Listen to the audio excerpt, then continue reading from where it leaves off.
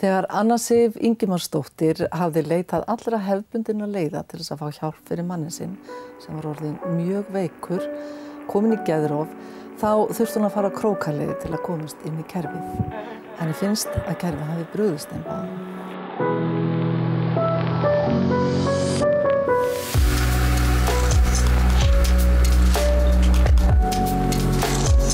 Viltu lýsa fyrir mig veikindunum hans Lárusar Dags? Já, ég skal gera það. Það má eiginlega segja það að þetta hafi verið svona mjög brútal andleg veikindi sem að gerast á stuttum tíma. Við erum að tala kannski frá því í ætla sé ekki ágúst, svona fyrirpartinn í ágúst 2019 og hann deyr í 19. október sama ár. Þannig að þetta það bil 2 mánuðir sem eru þarna mjög erfiðir og byrja kannski þannig að hann svona fer að sofa mjög illa og bara svona heila hálfu næturnar sem hann sefur lítið. Stundum kannski eiginlega ekki neitt, hvílist bara illa og þá fer að koma upp svona, náttúrulega vindur upp á sig streita þegar þú sefur ekki og svo svona í framhaldi af því, svona þegar ég svona kannski finn eða gerir mér fyrst almennilega grein fyrir því að hann bara orðinn mjög veikur og þá svona svolítið liðið á ágúst. Komin svona seinni hluti ágústmánaðar og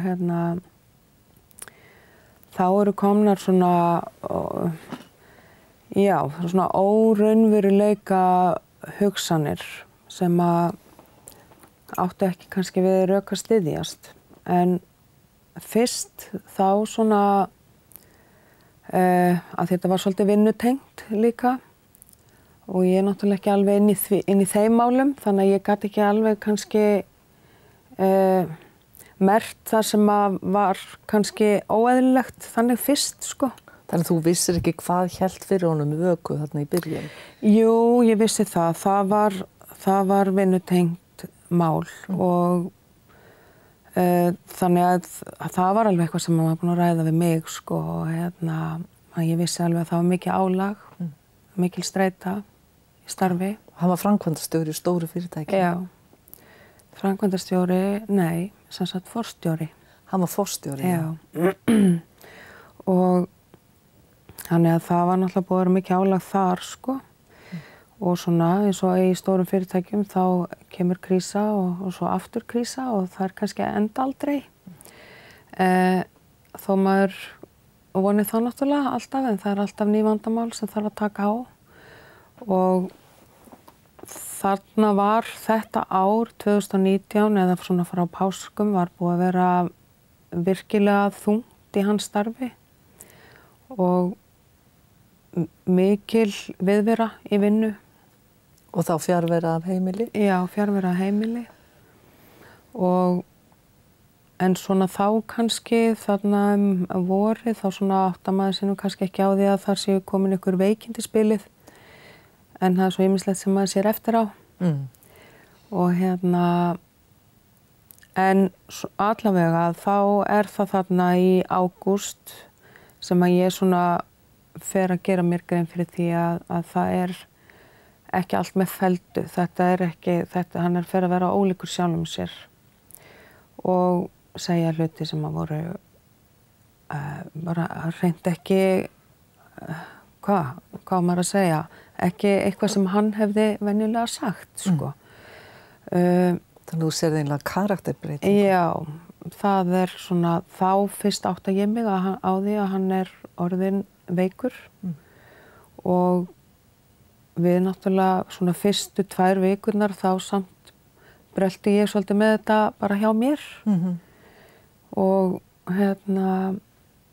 var einhvern veginn ekki að leita neinnar aðstoðar strax af því ég svona einhvern veginn, svo maður í einhverju óvissu, maður bara, þetta ég bara, eða þú veist, eða eitthvað að, eða. En svo það svona ekkert fyrr en að að fólkið í kringum okkur, svona nánasta, svona fer aðeins bara að byrja, hvað í gangi hérna? Já. Og þá náttúrulega kveiki ég alveg að það náttúrulega svo langt frá því að vera eðlilegt ástand á honum. Og Fannst þér hann átta sig á að eitthvað væri að gerast eða bresta í honum? Já, hann náttúrulega átta sig á því að hann farin að sofa illa og hann var svo sem alltaf með svona ákveðin svefnkvíða, svona að það þurfti lítið til þess að raska svefni, skulum orða það þannig. Þannig að svona svefnstyggur, það er svona kannski þetta orð sem maður notar helst, að en það eru svo sem margir svefnstyggir, þannig að það var ekkert óeðlilegt fyrir hann en þarna var náttúrulega búið að vera mikið álag í starfinu og hann farin að sofa verulega illa og fær svefntöflur hjá heimilislækninum okkar. En svo það náttúrulega þegar maður er orðinn kannski eitthvað tæpur að þá fer maður nú að spara við þessi svefntöflunar. Af því að ég man að hann sagði við mig, mér finnst ég bara einhvern veginn verða svo þungur að þeim daginn eftir, ég þarf nú að vera í lagi, sko. Segðu mér aðeins hann, hvernig var hann Lalli? Lalli var afskaplega traustur maður fyrir alla, held ég bara. Marga góða vini og þekkti mjög mikið af fólki, mikill húmoristi og svona 100% maður sem að kláraði alltaf verkefnin. Hann skildi aldrei við neitt sem að var ekki ánægður með. Og það er svona... Mikill íþróttamaður. Já, mikill íþróttamaður. Og keppnismaður vantanlega. Já. Mikill keppnismaður. Og það hefur náttúrulega kannski, má segja að það hafi svona litað hans líf bara, hans feril bara allan í bæði íþróttum og svo starfi, sko. Það var mikill keppnismaður og svona þótti vænt fólk, sko. Og var ég veit að til dæmis hann var nú fyrirliði hjá Tindastól í einhver ár og hann svona, það var einmitt hans karakter einhvern veginn, sko. Hann gat tekið fólk með sér. Og leitt til sigurs. Og leitt til sigurs, já. Hvernig tókst hann á við töp þegar hann tapaði? Já, það var ekkert skemmtilegt. Það var til dæmis ekkert skemmtilegt þegar Liverpool tapaði, sko. Nei, það var alveg þar líka. Það er við, skilurðu. Já. Hann var Liverpool. Já. Hann var í því liði líka og hann var ennþá náttúrulega í Tindastól þó hann væri löngu hættur að spila körfubolta. Já, flutti til Kópavogs. Já, að þá var það ennþá við. Já. Það við. Það við. Og þannig að það alveg, já, hann var svona maður sem var leiðandi karakter. Gat hrifið fólk með sér, tekið með sér og leitt áfram. Og honum þótti virkilega vænt alla sem hann var að leiða áfram, hvort sem við erum að tala körfubolta eða í starfi. Það þannig, sko.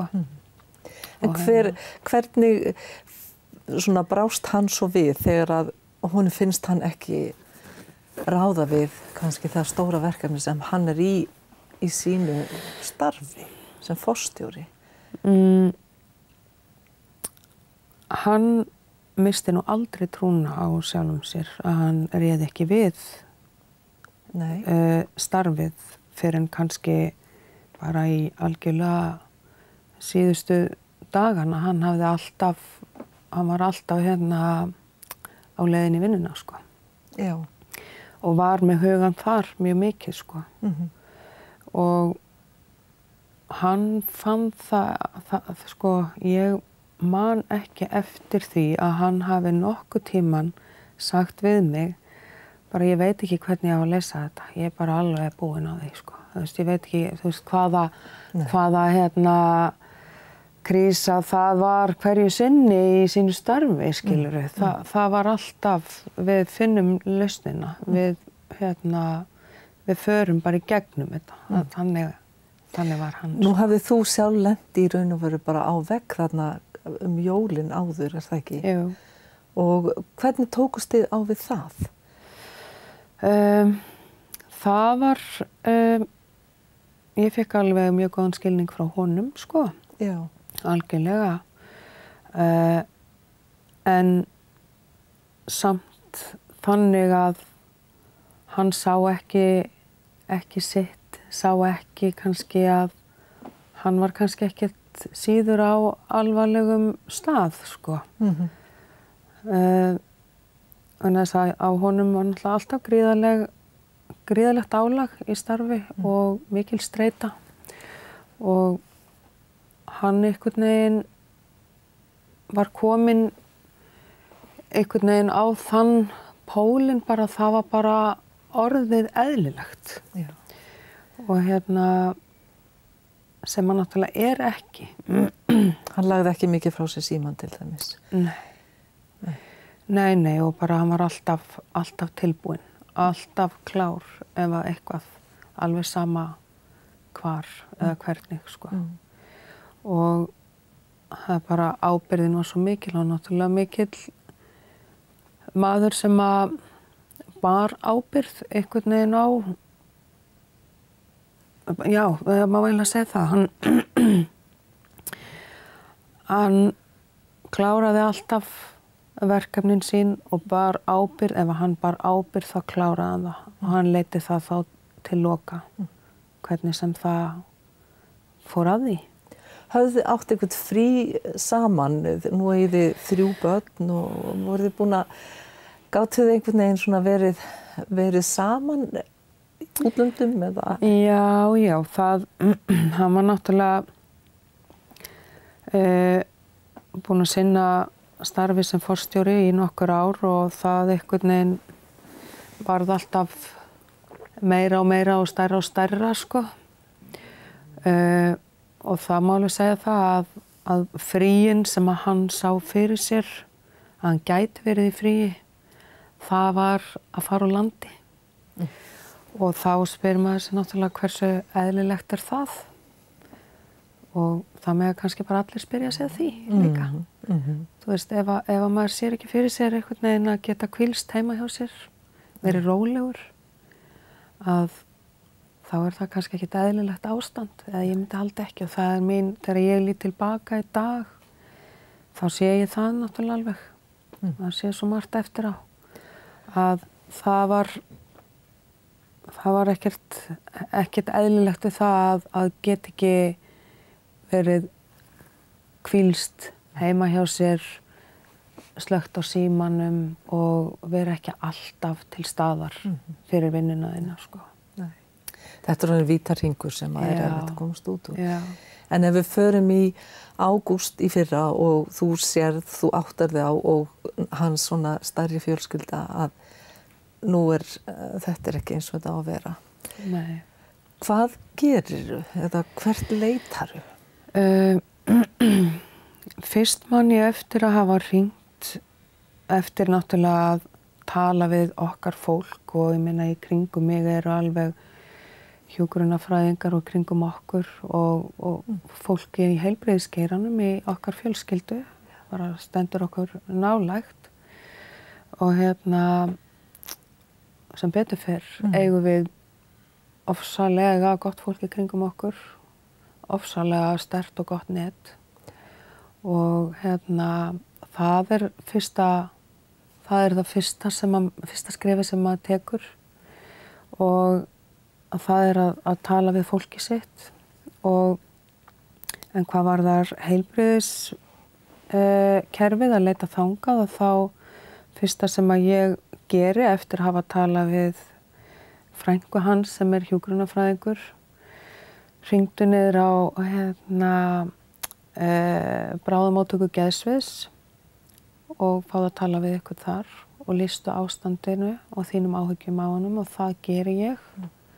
Það svona fyrsta sem að þetta var komið þangað að einhvern veginn almáttugur við verðum að gera eitthvað, þetta orðið svo sjúklegt og það gerist í raun og veru mjög snöggt og hann verður bara með hverjum deginum veikari og veikari og það voru ekki beint móttökur sem að ég hélt að ég fengi. Hvernig þá? Vegna þess að ég fékk að heyra það að ég væri ekki að hringja á réttan stað. Ég þyrfti að byrja á því að hringja á vakt, að tala við vakthafandi hjúkrunarfræðing hjá Landspítalanum. Eitthvað númer sem hún sagði mér að ég ætti að hringi og ég geri það og þá ég spurð að því, er hún búin að hitta heimilislæknin? Ég segi við hana, nei, ekki núna. Þú veist, ég að leita bara bráðahjálp. Maðurinn sefur ekki og hann algjörlega búinn á því. Og það alltaf fyrsta skrefið. Alltaf að fara, maður leitar fyrst til heimilislæknis. Og þá var það bara, heimilislæknir, já, heyrðu, hvað löng bið þar? Þannig að þá var í raun og veru strax, af því að þetta voru móttökurnar,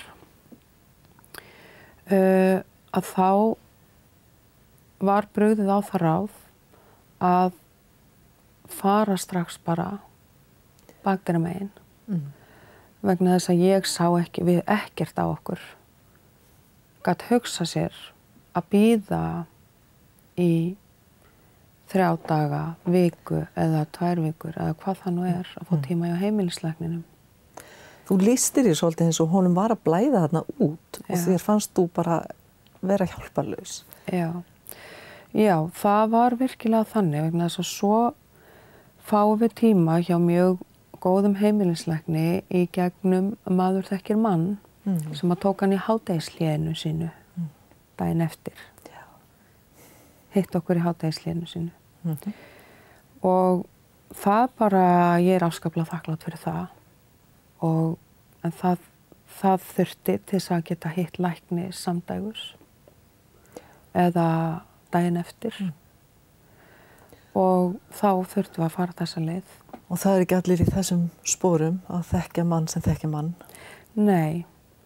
Og það alveg það sem maður getur spurt sig að líka, sko. Það með þetta, hvað gerir fólk sem hefur engan til þess að berjast fyrir sig? Já, það. Ég sagði áðan að við erum með alveg frábært net í kringum okkur og í dag ég og börnin mín. Eigum fjölskyldur, frábæra fjölskyldur á báða bóa og góða vini og þannig að þetta ekkert svo sjálfgefið að það sé ykkur sem að berst fyrir þig. Nei. Þannig að þegar maður leitar að hjálpinni að þá á að vera opið og maður á þá að vera leiddur einhvern veginn í gegnum það. Mín upplifun af þessu að reyna að fá hjálp einhvern veginn eins og verkferillinn sé ekki almennilega til fyrir það þegar þú veikist svona hastarlega, andlega og þú leitar þangað sem þú heldur að þú eigir að leita en þér samt sagt að þú eigir í raun og veru ekki að leita þangað. Hvað eigum við þá að gera? Hvaða skref eigum við að stíga? Og það líka eitthvað sem að ég hef orðið vör við í þessu ferli öllu saman að það akkurat mjög óljóst.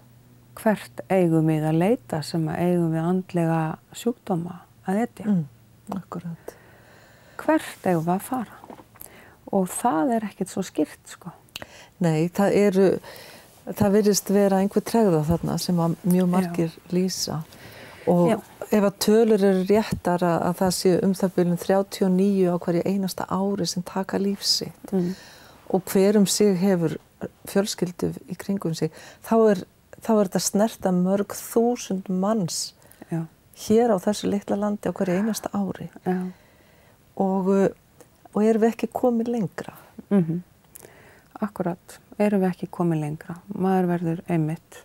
Ég búin að vera sláandi hissa á því bara margoft og ég er búin að vera sláandi hissa á því að fá að heyra það frá heilbrigðisstarfsfólki bæði sem ég þekki og þekki ekki en hef hitt í bara þessari þrautagöngu.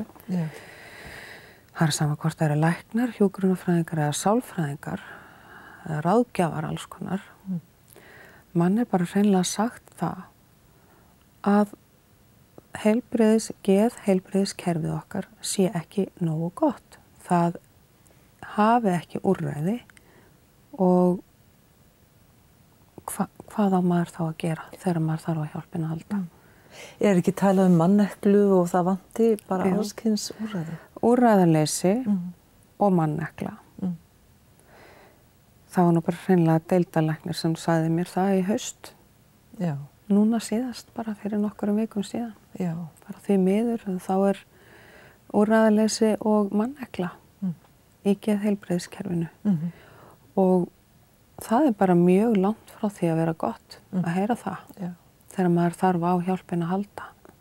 Það er kannski hægt að segja það að þessi sjúkdómur, geðsjúkdómur, hver sem hann er, í þessu tilfelli þunglindi og geðrof, er svo óvæginn að það er ekki hægt að bíða og þegar að maður leitar eftir aðstoð og þetta er nógu erfitt samt að vera með mannesku eða sem er svona veik eða vera svona veikur sjálfur þó maður þurfi ekki að standa í því að vita ekki hvert maður á að leita og labba hérna og lokaðar dyr ítrekað jafnvel að þetta er svo óvæginn sjúkdómur að þegar við komumst að hjá þessum heimilislækni sem að var mjög yndislegur að hann svona ákveður það að Lalli ekki að fara aftur til vinnu, setur hann í veikjandi leyfi, hann er ekki ánægður með það var ekki það sem hann sá fyrir sér. Nei. En svo dugar það ekki til og við hittum hann nokkru sinnum þennan lækni og þetta er orðið þannig að það þarf bara meiri hjálp og hvernig náum við sambandi við geðlækni og þessi heimilislæknir segir við mig hann náttúrulega setur út allt einhverjar beiðnir sjáum hvort að við fáum einhver viðbrögð en það væri bara mikill plús ef að þið þekkið einhvern geðlækni. Já. Þannig að þekktuð þið geðlækni? Nei, ekki svona í fljótu bragði þá jú, ég meina það er fólk í kringum okkur sem að ég vissi ekkert hvað ég átt að hvað geðlækni ég átt að tala, skilur við. Nei.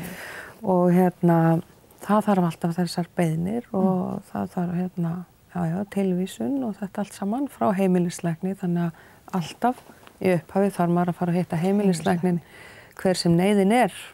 Þess vegna segi ég blæðandi sár af því að það gerir maður ekki þegar maður er með opið beinbrot kannski.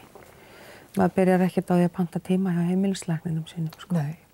Þetta er greinilega svo stórt og mikið að það er ekki takt að biðja bara plástur. Nei, þetta var ekki þess eðlis og við vorum alveg fullfær að dæma það sjálf. Fólki hans og Þurftið þið að vakta hann? Voruð þið orðin hrædd að hann tæki sitt eigið líf? Já, sko það sem að gerist þarna í framhaldinu eftir að búin að vera að hitta þennan heimilislækni og tala við hann í síma og alls konar að við sáum að það var ekki, þetta dugði ekki til að það er bara maður sem þekkir mann sem er geðlæknir og við komum sko að kvöldi til að hans stofu og þá var ástandi orðið mjög alvarlegt og hann sagði það við hann sko, við Lalla, ég er 5 mínútum frá því að leggja þið inn. Já. Og því miður var það ekki gert en af því að einmitt svona menn sem eru 100% menn og hafa enga sögu það svo velt fyrir þá að segja nei, sko.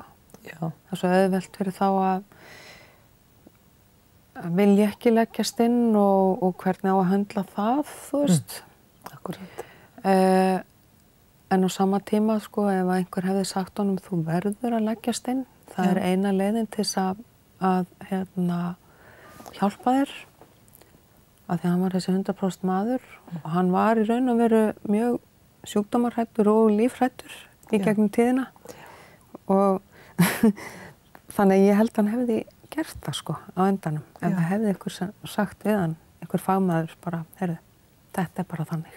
Að þú verður að leggjast inn, það er eina leiðin. Já. En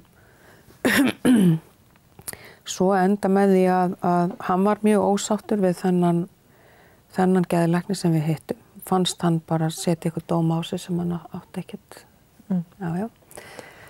átti ekkert skilið að fá, en það er bara, þannig er þessi sjúkdómur. Og ég fer svo með hann, fæ hann til að koma með mér niður á bráðamóttöku geðsviðs, Landspítalans, og þar tók hann heilan klukkutíma að skrifa nafni sitt á blað og láta sig hafa það að fara þar inn. Þá var hann alltaf ekki búinn að sofa í raun og veru svo vikum skipti, þetta er í september, eftir svona miðjan september sjálfsagt. Og hann fékk einhverjar 2 sleggjur bara, pillur, til þess að myndi sofa. Og ég tala það þá við þennan, ég held að hann hafi nú verið hjúkrunarfræðingur sem að tóka mót okkur, hvort að það væri hægt að komast inn á göngudeild, að hann kæmi þarna, nei, það er margra mánaða að biðja það, sko. Já, ok, jæja. Þannig að hann fær bara þessar 2 pillur og hann svaf ekki, mannendur ekki hvort hann svaf fyrstu nóttina eitthvað en ekkert seinni eða hvort það var öfugt. En allavega þá var það, held ég, bara mjög stuttu seinna eftir þetta þegar hann var ekki búinn að sofa alla nóttina og ég náði nú að koma svona, fá hann til að taka slakandi, þannig að hann sofnaði undir morgun og þá fór ég bara og hringdi. Já. Hringdi bara í mann sem ég þekki sem á systir sem er geðlæknir og var búin að frétta þá hún væri geðlæknir meðal annars niður á geðdeild og hringdi hann eldsnemma morguns og sagði að nú þarf ég bara að tala við systirina, það er bara þannig. Og við hittum hana og hittum hann í alveg nokkur skipti, sko, og er mjög þakklátt fyrir það. Hún svona var mitt haldreipi, sko, þennan tíma, sko. En það var ekki fyrr en þarna bara, ég held að það hafi nú alveg verið bara mánaðamótin september-október, já. Það var alveg komið þangað, það var, já, eftir mánaðamótin september-október, hann í byrjun október sem að við hittum hana fyrst og hittum hana alveg nokkur skipti. Fannst þér það hjálpa honum? Já, það gerði það ákveðnu leyti, en hann var náttúrulega ofsalega lokaður fyrir þessu. Hann sá þetta ekki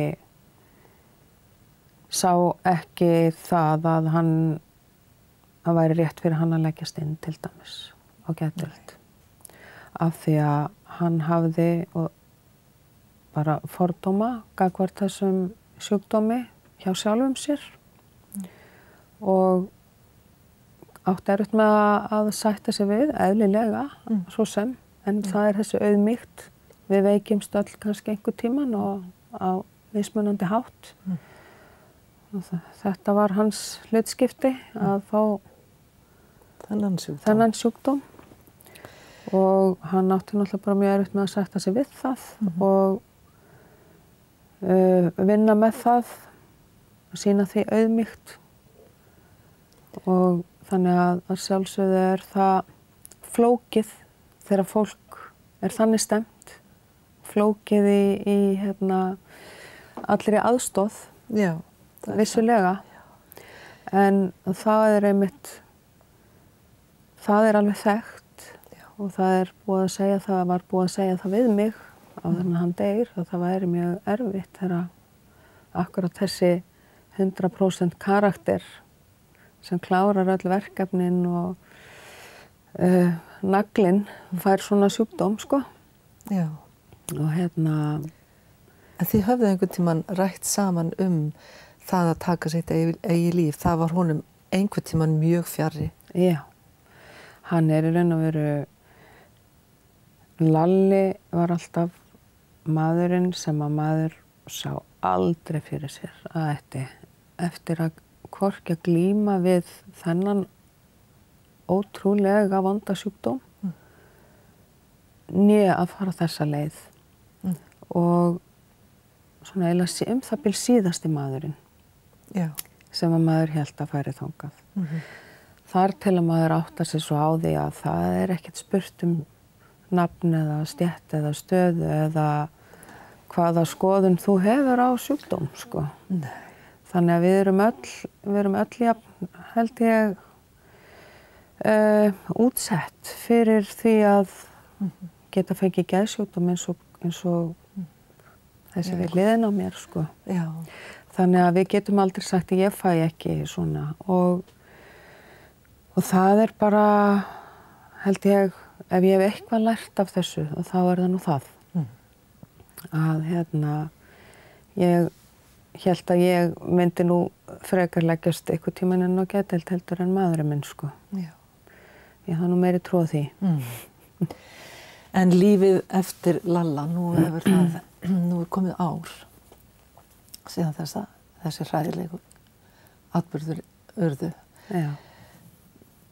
Hvernig hefur þetta ár liðið? Já, einmitt hvernig hefur þetta ár liðið, sko. Þetta náttúrulega, sko, ég segi stundum að lífinu hafi verið snúið á hvolf, gjörsamlega. Og það gerðist náttúrulega. Og á einu ári hafa náttúrulega orðið alveg gríðarlegar breytingar í okkar lífi. Og þetta eru þung skref að takast á við. Fyrir okkur öll, hans fólk. Þennan stóra hóp og hans vini og eftirsjáin mikil, náttúrulega. En þakklætið líka náttúrulega mjög mikið. Við erum sko mjög þakklátt fyrir að hafa átt hann og allt það sem hann gaf okkur og hans, sko, svo sé ég náttúrulega börnin mín í honum líka, sko, og það ýmsir punktar, sko, sem að húmórinn til dæmis sem að erfist. Ég ekki að segja ég sé húmórsleg, sko, en já, það nú bara einhvern veginn þannig að maður hefur alltaf valið. Já. Valið mitt og okkar allra vonandi það að við þökkum fyrir lífið. Og það kom einhvern veginn aldrei svo tilfinning í mig að mér langaði bara til að leggjast upp í rúm og breiði fyrir haus og vera þar í marga mánuði. Hverju þakkarðu það? Veistu það, ég veit það ekki. Ég held að ég sé að vísu bara þannig karakter að ég sá alltaf fyrir mér að halda áfram og svo það þannig að þegar maður á börn að þá það heldur ekkert í boði, finnst mér. Og ég foreldrið þeirra sem eftir og ég þarf að vera til staðar fyrir þau og til þess að geta það þá þarf ég að halda áfram með mitt líf og það ekki alltaf auðvelt, ég get ekki sagt það maður á sína þungu daga og svo bara sína góðu daga og þannig virkar það bara. Hvernig hafa þau tekist á við þetta? Krakkarnir? Já. Eins ólíkt og þau eru mörg í raun og veru.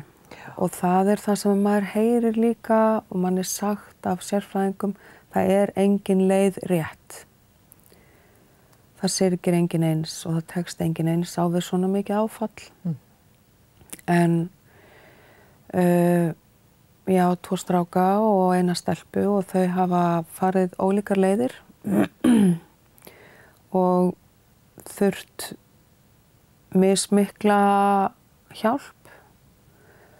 Öll hefur náttúrulega þurft hjálp og fengið hana sjálfu sér eins og þarna eftir. Og síðasta vetur og skólakerfið til dæmis, bæði hjá þessum yngri 2 og líka þessum eldri sem var nú á framhaldsskólastigi, fannst mér bregðast mjög vel við. Ég mjög þakklát fyrir það. Og var mikill stuðningur við þau þar, öll sem eitt. Og svo hefur þetta sterka bakland í kringum þig. Já, við höfum sterkt bakland og það ekkert sjálfsagt, sko. Það eiga það kannski ekkert allir og það ekkert hægt að ganga út frá því. Og þess vegna líka þess þá heldur á hjálpin ekki að vera svona hikstandi. Vegna þess að það, þegar að maður í þessu ástandi sjálfur, þegar maður svona andlega veikur, þá maður ekki í neinu standi til þess að berjast fyrir neinni aðstoð og ganga á milli húsa og stofnana og vera bent þangað eða hringdu hingað eða þangað, nei þú þarft fyrst að gera þetta. Og svo fer maður þangað og þá væri nú bara, já, þú ert nú eiginlega ekki að fara réttu leiðina. Það vanalega leiðin og akkurat hinum megin frá. Já, en hér ég samt. Og leiðin var ekki greið og ég hef svo sem upplifað það aftur núna í haust af því að eins og ég segi þá hafa börnin mín ekki farið sömu leiðina. Það hefur ekki verið valinn einn stígur fyrir þau öll að takast á við þetta. Nei. Og aftur núna bara það bil ári seinna sem að ég var í þessum barningi þarna í fyrra, þá þurfti ég að fá hjálp strax fyrir eitt af mínum börnum. Og það var álíka grýtt leið og ég varð bara algjörlega brjáluð. Þú veist, ég var bara að segja það eins og ég sit hér. Að þurfa að grenja sig inn einhver staðar og láta segja við sig að maður þurfi fyrst að hitta heimilislækni til þess að fá tilvísun til þess að komast eitthvað áfram. Já, en málið þolir ekki bið neitt frekar en í fyrra. Skilurðu? Og ég manneskja með reynslu. Þú veist, ég með reynslu að því að hörmungum og okkar fólk. Og bara hlustiði. Hlustiði. Og ég að þurfa að segja það, sko að einhvern veginn, ég bara læt ekki heilbrigðiskerfið bjóða mér aftur upp á það að vera aldrei að leita á rétta staðinn. Að upplifa þessa tilfinningu eins og ég hvergi heima en í heilbrigðiskerfinu. Af því að við erum að tala geðsjúkdóm eða sjálfsvígshættu eða hvað sem það Það eins og maður sé aldrei á nógu slæmum stað. Til þess að það sé í boði og hver þá verkferillinn. Af því að nú kannski ekki alltaf sko starfsfólki geðheilbrigðisstéttinni sem að taka á móti manni fyrst. Það fyrst heimilislæknir eða þú leitar á bráðamóttöku eða geðlækni eða skilur eða þú veist að það bara hver verkferillinn og mér bara svolítið spurn sko af því að mér finnst mín tilfinning eins og bara að það veit enginn eiginlega hvert hann á að beina manni. Og þetta ekki eitthvað sem einhver vitneskja sem maður hreinlega fæðist með, maður veit ekki þessa leið. Þannig að skilaboðin þín eru mjög skýr. Það gera ferlana ljósa og skýra og aðgengilega. Já, og þannig að fólk sem að leita til heilbrigðiskerfisins vegna andlegrar vanlíðunar, að það sé ekki að fá þessa tilfinningu eins og það sé verið að reyna að ýta manni, halda manni fyrir utan eitthvað þröskuld. Hleypa manni ekki inn fyrir, það er hreinlega mín upplifun og okkar margra. Að það svona passaðu komist ekki inn fyrir. Það fyrst að fara alla krókaleiðirnar og þú veist að hitta þennan og þann og hinn og eitthvað. Og það rétt? Af hverju þetta svona? Það eitthvað peningasvelti í kerfinu eða þetta fordómar? Kannski sitt lítið að hverju? Sitt lítið að hverju. Það svona sem við viljum hafa þetta? Og nú segi ég bara, ég veit að þetta kannski sleggja en það verður bara að koma samt fram að daginn þá hlustaði ég á viðtal við hana akkurat þegar jarðskjálftinn reið yfir, viðtali við okkar ágæta forsætisráðherra, hana Katrínu Jakobsdóttur, að hlustaði ég á hana segja þegar hún var spurð að því hver meðal annars lykillinn að okkar ágætu velgengni í að höndla COVID hér á Íslandi, og þá segir hún, já, ætla sé ekki helst hægt að nefna það að við erum með svo gott heilbrigðiskerfi sem að allir, hlustaðu, allir hafa aðgang að og fólk þarf allir jafn tryggir eða tryggðir í raun og veru kannski, þá ég að meina þá við þurfum ekki að borga mikið fyrir heilbrigðisþjónustu. Þá get ég sagt, mér langaði nú bara svolítið til að hringja hana þarna eftir þetta og þetta var ástæðan fyrir því að ég tók ákvörðun að koma hérna til þín, var að þá get ég sagt til þess að komast með barnið mitt í hjálp samdægurs daginn sem að þurfti þessi virkilega með og ég bara reynslunuríkari ekki tilbúin til þess að bíða, ekki tilbúin til þess að sjá til í næstu viku að ég þurfti sjálf að skrá mig inn á bráðamóttökuna. Ég var ekki með hana með mér. Ég var ekki með barnið með mér af því að það var setið að horta á það í raun og veru. Og það var bara undir gæslu og þannig að ég fer á stofana sjálf til þess að leita leiðana, til þess að greiða leiðina, að því ég veit alveg hvernig leiðin hún grýtt. Og það endaði þannig, ég gat ekki fengið hjálp fyrir hana af því að hún var ekki með mér á staðnum. Ég þurfti að skrá mig sjálf inn á bráðamóttökuna eins og ég var að koma og þar beið ég í 4 klukkutíma. Og þá spyr ég, átti ég að sitja þarna með barnið og ég var í 6 klukkutíma á bráðamóttökunni. Af þessum 6 klukkutímum var ég í viðtali eða í samtali við annarkvort hjúkrunarfræðinga eða lækni í svona 1,5 það bil. Þannig að þetta boðlegt fyrir barn sem að í þessari stöðu sem að hún í?